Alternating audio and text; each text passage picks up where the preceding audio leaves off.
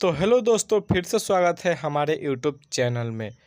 तो दोस्तों, खेसारी लाल यादव का एक और न्यू सॉन्ग आने वाला है बहुत जल्द। अभी अभी सुबह सुबह पोस्टर उसका लॉन्च हुआ है, जिसमें खेसारी लाल यादव और सिरफिलाज गाए हैं। गाना लिखे हैं कृष्णा बेदर्दे जी, म्यूजिक दिए हैं रोशन सिंह।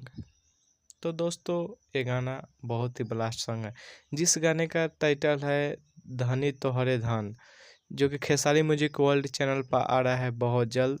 तो आप लोग से यही है कि रिक्वेस्ट है कि गाना आते ही पूरा धमाल मचा देना है, ट्रेंडिंग नंबर 1 पर ट्रेंड कराना है। अगले गाना भी बोलबम का गाना बहुत जल्द खेसारी म्यूजिक वर्ल्ड से पहले आएगा, और हो सके तो अन्नपूर्णा फिल्म से भी गाना आने वाला है बोलबम का।